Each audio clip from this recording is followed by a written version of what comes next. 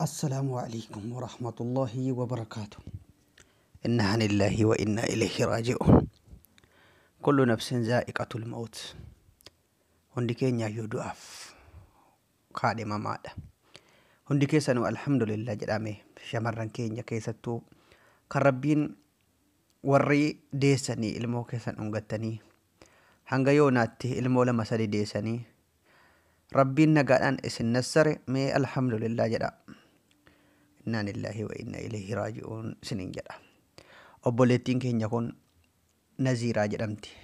dhalattuu godina Jimmaa aanaa Saqqaati. akkuma nama tokkotti nama biyya alaa shamarran biyya Arabaa keessatti ramadamtu shamarran biyya Arabaa warra Shaamaa an jedhee haasaa ture keessaa isii tokkodha.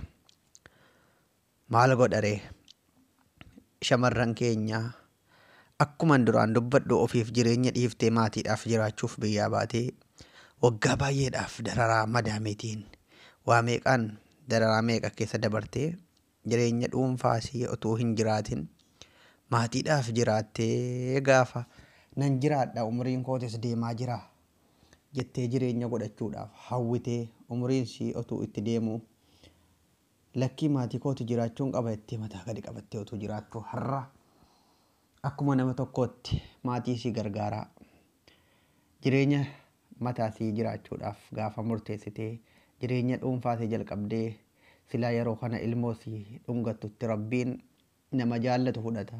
ijoollummaadhaan duutii jaarta hin jedhu.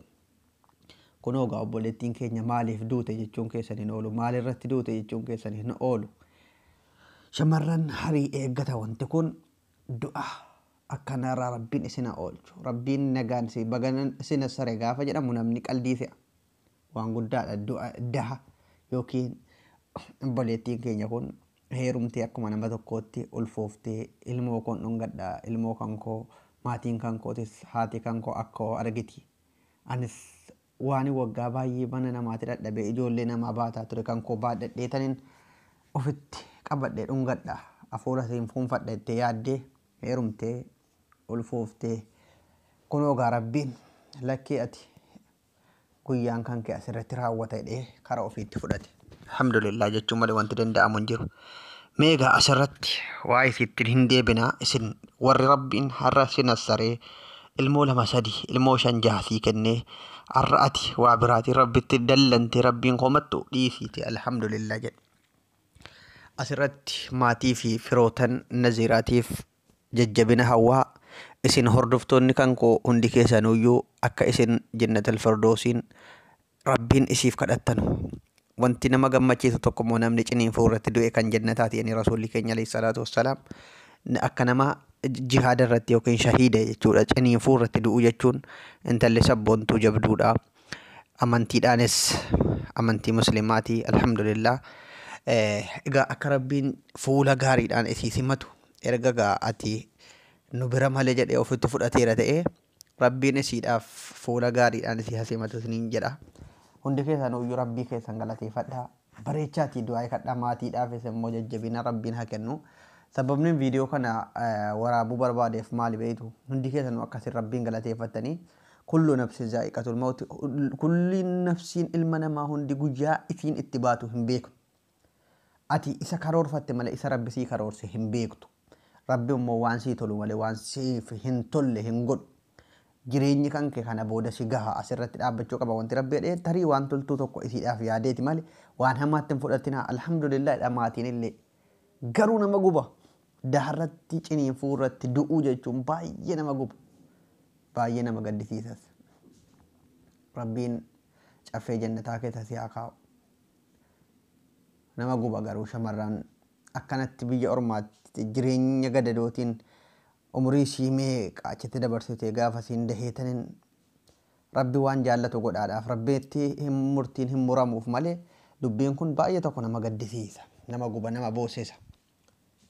nan gadde gaafan viidiyoo sana yookiin waa intala kana dhaggeeffadhu hedduu tokkon gadde waan hin jedhu dhabe. lakka namni of dagatee jira. namni baay'een of yaadachuu qaba. obboleettii keenya irraa rabbiin galateeffachuu qaba. isiidhaaf immoo magfiraa kadhachuu qaba jedheetan in viidiyoo kana hojjetaa jira.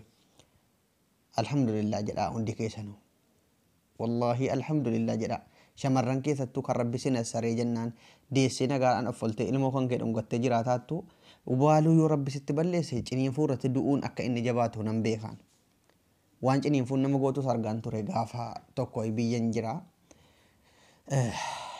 ollaa keenyatti namni ciniinfata guyyaa meeqaaf akka yookiin intiniin beeytan egaa ciniinfuu biyya keenya karaa guyyaa lama utuu kurrifattu biyya keenyatti immoo manumatti da'a malee namni baay'een isa dhaqanii mustashifaatti da'an waan akkasii kanan beeku namni biyya keenya ni beeytu akka isiin itti kurrifattu akka isiin itti cinqamtu gaafan argu wallaahi suyuudii bu'eetan yaa rabbii dhiira na gootan jedhe garuu cinqii dubartootaatii wallaalee yookiin dubartiin akkana cinqamtee nu da'uusii wallaalee utuu hin taane yaa rabbii kiyya baay'ee na sodaachise ciniinfuun dubartiin keessa dabartee nu deesse kanaaf haadha kan keenyaaf galanni lakka namni akkanatti cinqameeti ilmoo argata akkanatti cinqamtee nu deesse haati dheetaniin baay'ee tokkon waan hin jedhuun dhabee rabbiin hin galateeffadhe suyuudiin bu'e wallaahi cinqii gaafas isin keessa jirtu gaafan yaadadhu laa hawla walaa quwwata illaa billah laa hawla waan dubartiin keessa dabartee nu deesse har'a asiin nu geesse gaafan isin jedhu laa ilaaha illa yaa rabbi umurii dubartoota keenyaa nuuf dheeres yaa rabbi yaa allah yaa rabbi wanti zikadhu haqa jaraa nuu dhiisi harmee keenyatti jallannee jirra galata jaraa yoo maal goone dandeenye deebisuu hin dandeenyu galata dubartootaa wallaahi deebifameen dhumu dhugaan isin jedha haqiin nurratti baay'atee jira nutti fe'amee jira maaliif beeytu akka jarritti ta'anii nu dahantuyyuu dubbiin jabduudha dubbiitu jabduudha laa ilaaha illa allah laa ilaaha illa allah laa hawla walaa quwwata illaa billah سبحان ربك رب العزة أما يصفون يا رب دبرتي كينيا في دوته نذيرا خنا جنة الفردوسين كيسا نوفكا نما قبا كنسي إساءتو بيتي أتو بيام بهن ماتي وجنين جراتي بيو متاكمو ورخاني هيرمتي أكستي بايل نانقول وكون بيا عربات كان مدامي باتي أتو قباتو وفي قوتي باتين نونغت نجتي غافا انتني يتو أخيرت دون daharratti duun hedduu ulfaata waan ta'eef baay'ee tokko na boosise na gubee mee hundi keessanuu yoo rabbiin kadhaafiiti ofii keessaniifis rabbii keessan galateeffadhaa akka rabbii har'a warri deessanis warri siichi dahuudhaaf jettanus du'aa godhaa rabbi isin haa eegu jabaadha ciniinfuun daharratti du'uu jechuun